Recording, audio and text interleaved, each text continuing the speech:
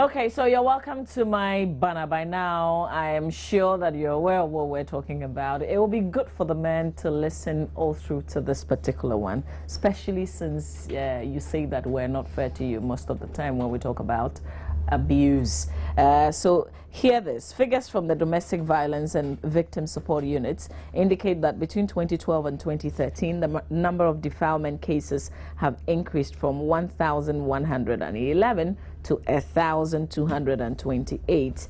In that same period, rape cases also increased from 290 to 310. Also in 2013, 26 females suffered incest, 4,687 females were assaulted, 172 females suffered indecent assault, 4 females were murdered, and 21 females were forced into marriage. And this is just a few of a lot of the figures that has been released. One organization that's at the center of a lot of these compilations following through is WILDAF, and I am happy to say that in my discussion today on my banner, I've got Patricia Isabella Isel, who's Communication and Advocacy Manager at WILDAF, joining us for the conversation. Also, Esinam Ahiadoma, she is Programs Officer for Governance, also with WILDAF. I want to say thank you really for your time this morning. WILDAF is Women in Law and Development, so let's settle some score here.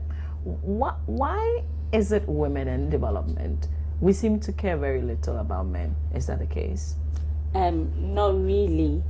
We do care a lot about men. It's just the name, because WILDAF was formed by women lawyers who met and saw the various discriminations that were meted against women, and they decided to come up that we should be able to use the law as a linkage to development. So it was because it was set up by women, but currently we have men working with us.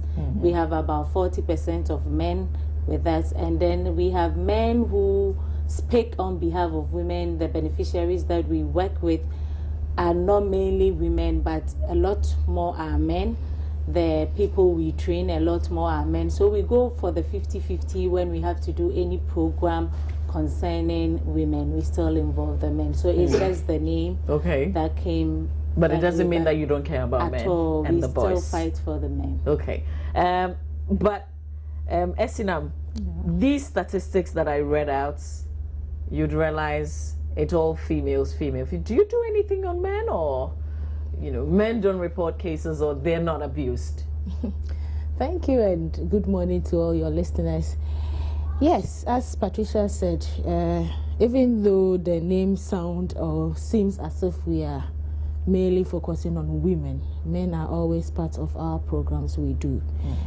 Yes, the issue is that the society in which we live, we have some perception when for instance, if I come to, or a man come to report to the fellow friend, or even tell the fellow friend that, oh, my wife has beaten me, or my girlfriend has beaten me, they tend to laugh at, just like you are laughing. It's just strange. Yeah, it's so strange in the society that we live, and it always seems as if it is men who are, so to say, strong, and so they are the only people who can beat the women or assault women.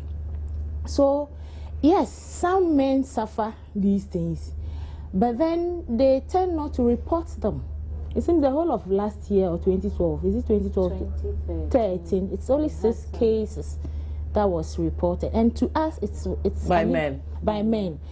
To us, it's good sign, because gone were the days when they don't report at all, and some of them said when they go to report it, the officers tend to laugh at them, and they themselves don't even find it convenient to go and report these cases. So what do you know? Is it that the men could respond to the beating, but felt they were dealing with women, so they just allowed them to beat them, or they just couldn't match them? It could be one of the reasons, and to me, it is a perception that it is only men who are, like, men are stronger than women. There are some women who are really stronger than men. And to me, it is something we need to look at. But why the focus on women is that when you match the rate at which men assault women to women assaulting men, it's at the men assaulting women is at the high side, and that is why it seems as if there is focus on them. Okay. Yeah. Okay. So Isabella, we've been talking about this for a while now, like the longest time, and still the figures are going up. When I look at, I think the rape cases have increased from 290 to 312. Defilement cases also going up 1,111 to 1,228. So where is all the work that you've been doing? I would think it comes in two dimensions. It could be that one, people are understanding the fact that violence against women is no longer a private issue. So now they are reporting of the many abuses that have been hidden for so long.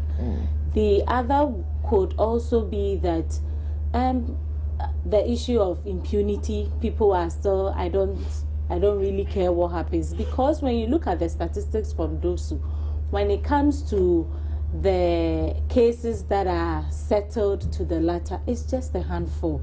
They get these numbers and they don't settle it to the latter, or it doesn't get to the bottom where people are punished for it. So, for example, somebody may think, after all, when my brother did it, nothing happened to him. He was billed after 2-3 hours. So when I do it, nothing will happen to me anyway.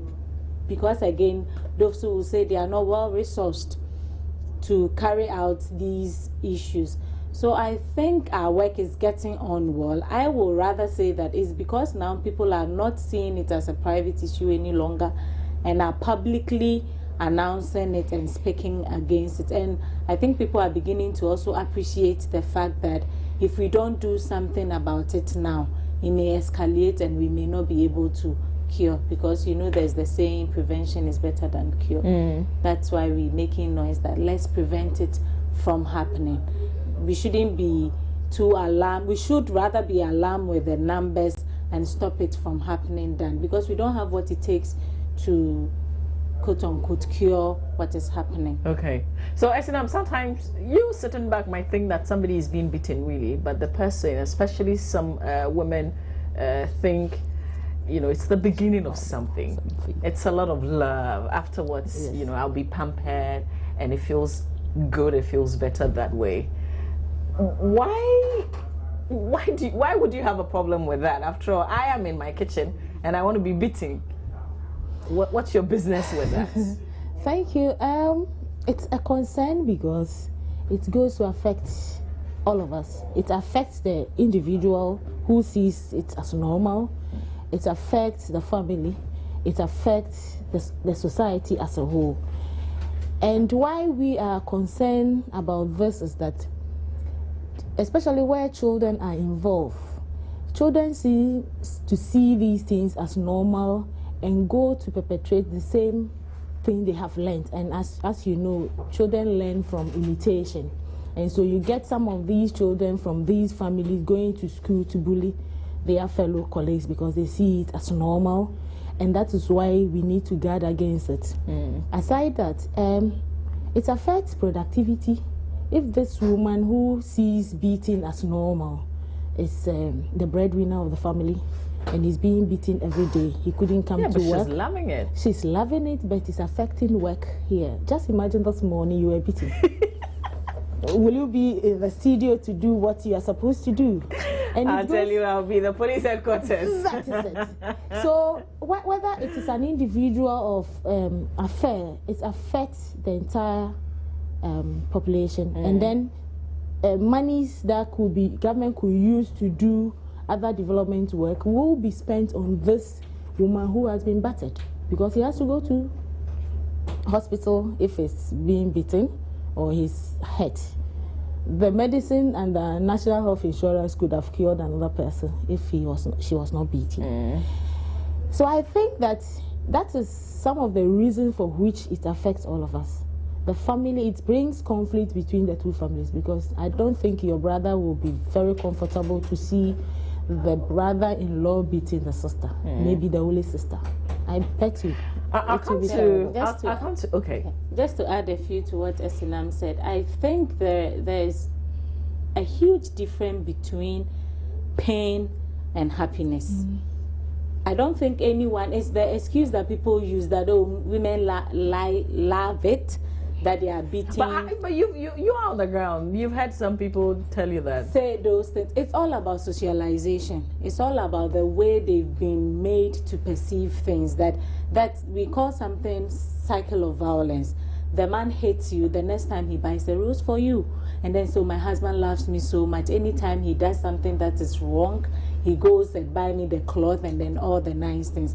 And then he goes on and on and on without breaking the cycle. So the child who observes that every time sees it as normal, that daddy hits mommy anytime mommy is loud. And it's become acceptable. So he gets into his marital home with that kind of attitude. That's why we call it that there's the need for an attitudinal change. Once the attitudinal change begins to happen, most of these things will fall in place. Okay, so let me take the conversation to Facebook because some of you are making comment there. It's facebook.com/Joy News on TV. What we are asking there is that some people think beating women is normal, and some women even say their husbands beating them is a sign of love. So what do you think? So here's McDonald saying that's true love, I guess, because it's all about sacrifices and endurance. You're wild. Akwesi and them saying it would be love with a woman is at fault, but that is a bad habit. Okay, to do it. So that's if the woman is at fault, you mean? And Kwabena Damson comes up to say, oh, how can you say beating a woman is normal? That is quite ridiculous. And Wasiu Ibrahim Hamid says it's crazy. Why do you beat a woman? So keep the conversation going. I encourage you to go to facebook.com/Joy News on TV to be a part of this conversation.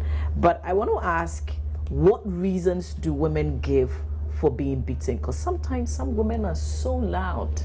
They're too loud. And you know, when a man cannot respond to your loudness, he wants to smash you and keep you shut. Is that wrong? I can't be arguing with you on that level. I can't go verbal with you. I've got to do something that will prove that I am the man. So report me to the Oh, like how? Report you where? Can I report my wife to the police station and tell the police that she's too loud, like she raises her voice? You know, you can't do that, can you? Anyway, it depends on what the person sees as loud. I don't think a husband will walk to the house and out of the blue, the woman will start. Oh, some women find issues even when there are no issues. You really think so? I mean, say, you know, like we're all at work and somebody hugged you and there's a makeup on your shirt. The man may not even notice. Some woman will make a big issue out of it when he gets home. Why? It depends on something. I believe strongly that before a woman make that kind of loudness that we all talk about, it could be a precedent. So are you justifying it? We are not justifying. You see, we are Imagine not if you're living in a compound house and your wife is always on your case. Yes, we are not saying that all women are perfect. That is one thing. We are not saying all women are perfect, just like all men are not perfect. There are extreme cases that women go the extreme way. But to me, that doesn't justify why you should assault. Yeah. So you should find a way, as human beings as we are coming from different backgrounds and socializations. And that is why we need, as partners, to understand each other. For instance, if I am loud and you are the quiet type, what do you do as a man to make sure that we are all at par? It could be your talk to me. It could be your something that will change me. Just as when you go bad, I wouldn't have a way of assaulting you. I'll have a way of managing the issues with you. I think that when it happened, that the woman go the extreme, you should have a way of solving your differences, not through battering, because the battering doesn't solve it. If I'm used to beating, and I know I insult you every day and you beat me, I know the next move is to insult you, and the next thing is that you beat me, and I'm fine with that, because I know that will be the best. I have said what I want to say, and it doesn't solve the problem. So I think as partners, we all have to sit down and see the level. We can't be at par. We can't be the same. We are two different human beings, and my reaction to issues is different from your reaction to the issue. And so when the differences come, we need to sit down as partners to solve our issues. But if you want to say that, okay, I am the superior, and so if you are too loud, I'll shut you up. Then one day I also get up and say, you are too loud, I'm going to shut you up. And it goes extreme, because most of what you see in women is that they tend to harbor things. And the day they decide to strike, it becomes the extreme cases. So I think we need to find a level ground when it happened. So what are some of the reasons that some women give? It's not just the women giving reasons, but you can categorize the causes of violence or what causes violence into two main categories. One is the root causes, and then the other we term the secondary or the minor ones that people usually see. For example, with the secondary causes, people will say that, oh, anytime he gets drunk, or I was told I was rude, I didn't cook the food on time, it wasn't well served, I didn't smile at the mother when she came in, when the mother was sick, I didn't really take care of her the way he wanted me to. Why did I ask him why he's coming home late? And all that. That is what people usually see and will come and complain or nag about. But the main causes lies with the root. When you pick a tree and you just cut the leaves off and you plant it back, within 3 days it will germinate back. So that is how we need to treat violence against women. The root causes itself is patriarchy. That's one, where male dominance, men have been given the power. I make the decision, you got to obey what I say. I am the man of the house. So immediately the woman also thinks, oh, my thoughts are necessary for you to appreciate. Then starts the violence. So let's kill this one. Men are the men at home. They're the bosses. Are you saying we shouldn't see them as such? Because they are the head, whether we like it or not. We see the men as our husbands and our partners in bringing the home up. It's not about the man being the boss and the woman being the cleaner. Because when you look at our situation now, or our current situation in Ghana now, a lot of women are working. You are working, I am working. So you've left home, your husband have left home, you all bring some kind of income to support the family. So with this situation, if there is something to be done at home, we're not saying that men go to the kitchen and cook. But at least when I'm cooking and the child is crying, I want you to give a helping hand to the child, so that I don't leave the food on fire to attend to the baby and then it gets burnt and then you shout or yell or slap me because I gave you a burnt food. But then if you give the helping hand, at least it goes a long way to support the women. And again, because women have been treated as the second fiddle, you are always the second to speak, you are always like the last to be attended to. It's giving men that kind of power and all that, so that when a woman suggested something, it doesn't really count because you're a woman. There are some communities that we have visited that until our intervention, women don't speak when there's a community meeting, because it's the men that makes the decision. But when women started speaking, they are seeing great changes. Women don't question things. When I'm being abused, to go through widowhood rights. But when they started questioning and our intervention, some widowhood rights are being changed in some communities. So when we begin to make the move in the right direction, not rudely, nicely, you're stepping on my toes, you will appreciate it and lift your head and hey. So it's all about communication, and Esinam had mentioned it earlier on, that if we learn to communicate properly at home and send our messages across in the right direction, I'm sure a lot of these things will come down. When you put patriarchy aside and you pick socialization, what do we see when we are socializing our children? We said, my daughter comes home and says, Mommy is in the, Fatima is in the kitchen, Daddy is watching TV, and it's in our textbook. Kofi is playing, Amma is playing, and Kofi is playing football. So from the onset, that is what happens. Yeah, but isn't it taking it a bit to the extreme, because it's just a book and it's just a story? That is where it starts, because if you want children to be developing certain values, it starts from the very beginning. When you don't give them the right information from the beginning, when you are always insulting at home as a wife, that is what your daughter sees every time. So he thinks insult is okay. She thinks being rude is normal. Then she accepts it and sends it forth to another level. But then when we socialize them well, and there are dishes to wash, and you say, I'ma wash the dishes and Kweku go and wash the napkins, it tells you that at least I'm also supposed to do something. But when we give our roles, when you start sharing roles and say, this is for men, you know we do that, go and do the ironing. Why is Kofi in the kitchen? This is not your place.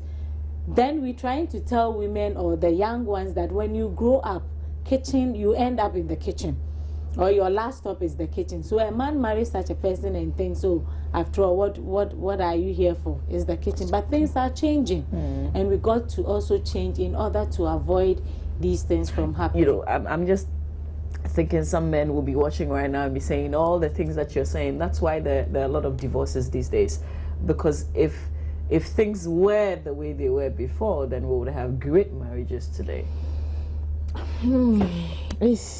But that's not even the question. I want to believe that sometimes when you're being abused, your mind will not be on the fact that you're being abused. So are there certain things that when it happens, you know that no, this has to be reported somehow? Yeah, as Patricia said, a number of things happened, and even to those who are talking about it, and we take it as normal. Can I say what I have said about women activists, women who would say we're equal, we're the same? I say that sometimes they themselves in their homes are suffering a lot. They do all the things that they come and say. When your husband does it to you, go to the police station and report. And I'm like, why are they not reporting? Yeah. As human beings as we are, she talked about the socialization. We have been socialized in a way, and some might still be living in that situation.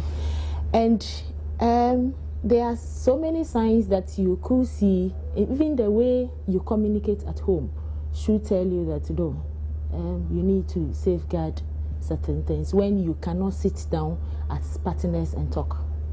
And it's either the harsh way or you are responding in a harsh manner. It could also be that once in a while you throw hands at each other. There are so many things that signals those things, but most often when it begins, we see it as normal. Maybe today my husband is not in a good mood, that is why he did that. Most often then when it happened, the following morning he's on his knees begging. So we tend to see it as, oh, he's realized it. So to me, when these things happen once, twice, don't please wait for the third time, because it could generate into something else. And Patricia said it, they most often bring the roses and the cloth. One day, the first one may be the rose you receive, the second one could be a rose you receive, the third one might be your reef, because it's gone the extreme of hitting you. Maybe not intentionally, but it's landed you somewhere else. And we always talk about these things because they are extreme cases. For instance, if you have this picture, why should somebody pour acid? Is this a Ghanaian woman? This is a Ghanaian woman. 21-year-old. 21 years. What can call for this type of thing? And it's happening in Ghana, not any other. And this is because she did what? This is, it wasn't even the husband, it was the partner, like the boyfriend. They had an argument and he poured acid. There are extreme cases that we talk about. So it all started like the minor beatings, the minor quarrels, and it landed. And as my sister said, not even legally married person. There are extreme cases we can show you, and there are pictures we have taken from Ghana. This one, for instance. Yes. Assaulted by the husband, 21-year-old. And I think he's currently blind. Wow. Yeah. So what happens to the men?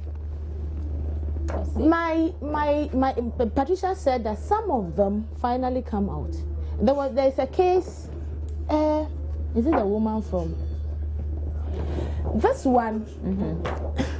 Oh, okay. Okay, so let's see this one. This one is the woman from Central Region. No, this is a child. This is a 10-year-old. So what's that? Is that an arm? No, this is the leg. So what happens is, when it comes to violence, it doesn't really happen to just women. It happens to some men, but the percentage is very low. And then children also have a very high percentage of that. We hear most of the time of sexual abuses in schools, at home. And these sexual abuses are being mated by people they know. Family, friends, brothers, incest. Fathers are sleeping with their daughters, and we have a number of such cases. But such cases usually do not come up because it will be like, are you going to expose your daddy up there? Then it becomes a family issue, and then they sit around it at home, which is very criminal, and solve it. Okay. Because I know that a lot of people are eager to be a part of the conversation. You can do so on Facebook. Otherwise, you can give us a call now, 0302-211-69102, 0302-211-69102. Here's Abraham Adai on Facebook saying, under no circumstance should a man lay hands on her wife or partner. I mean, a man who does that is not civilized and also not respected by others. Kofi Danso says, uncultured, uncivilized, and all the on the part of men at Nkonya. Okay, so be a part of the conversation. Go to Facebook, send me a message, and let's read it. But these are very scary pictures. This shouldn't be happening, and this is not somewhere else in Africa. This is our country, Ghana, and this is happening. I've got somebody on the phone line now. Hello, good morning. Hello, Pascal from Sunyani. Thank you for your call. Let's hear you. Good. I'm very happy with the discussion ongoing. However, the problem we have in this country when it comes to gender-based issues is the fact that so much attention is focused on the statistics that are given to the women to the disadvantage of the men. Yeah, but sometimes the men don't report, so we don't have the stats. So, for instance, on this discussion, for instance, we had cases of 6. But that was when you were doing your intro, you didn't even make mention of those 6 until you proved. Then they brought it out. Now the picture is being shown also. We are seeing only violence being meted out to women. So have you got pictures for men? We start projecting the ones also being meted out to men. Then the men are also encouraged to report these issues. Okay. So we do agree that much of the violence is meted out to the women. But let's also try to project the ones that are also done to the men, so that the men are encouraged to also bring forward their issues. Okay. Thank you very much. I love that a lot. Thank you very much, Pascal. So let's address that. You've got pictures of a boy, okay. And some of the pictures you don't want to see this early in the morning, really, because they are so gory. But we've got pictures of men as well. There are some women, some that we can show on television because it has to do with their private parts. Yeah. What happens? What are they doing there? Just rape. This girl was defiled, and by a 60-year-old man. And she's 5 years, 6 years, and he has been defiled, and she was kept a secret because it's a disgrace to the family. They claim it's a disgrace, and I don't know how to describe. So what happens? What happens to the men? I mean, Pascal, just to respond to him, the reason why we usually will focus on the women is that when you look at the statistics, you can walk into any DOFSU office and ask. The men report, but it's just minimal. And I mentioned earlier on that for 2011, there was one case. 2012 there were 3 cases, in 2013 6 cases. So that should tell you, if you compare that to this 1,000 and over numbers that we're mentioning now, then definitely the women will be more relevant. Definitely. Okay. Let me try and see if I still have Abubakar on the line. He's joining us from Saboba. Okay, so I lost you there, Abubakar. If you can, quickly, do call me back. Okay, so if you report your husband, I mean, you're married to the man and you've got kids, how do you report your husband and still survive in the marriage? Are you not killing the marriage straight away? But let me take a phone call and then I'll give you the opportunity to address that. Hello, good morning. May I please know your name? Hello? Yeah, good morning. This yes. Nuhu, okay. Let's hear you, Nuhu. Hello? Yeah, in fact, actually, the pictures I saw was very bad. And as a man or a partner to you, in fact, you need not to attend to your wife like this. So I'm begging my colleagues men not to try doing something like this to their wives. Okay. Yeah. Thank you very much for doing the advocacy for us. Thank you very much. I think I'll pick another call. Hello, good morning. Hello, good morning. Yes, Henry. Thank you for your call. Yeah, thank you. How are you? I'm very well, Henry. Thanks for asking.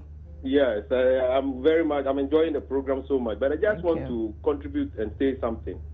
I think that naturally there are some issues in the house which are naturally for the man and for the woman. For instance, I always say that both men and women have breasts. But if a woman gives birth, you can't get water in a man's breast. So we need to look at some things. Like you were saying, a man can play a football. A woman will go for ampy and some of these things. So I think that sometimes we have to be careful the way we look at the way the house issues can be handled. That is all I want to say. All right. Okay. Thank you very much for sharing your thought. Here is Mac also joining us. Hello, Mac.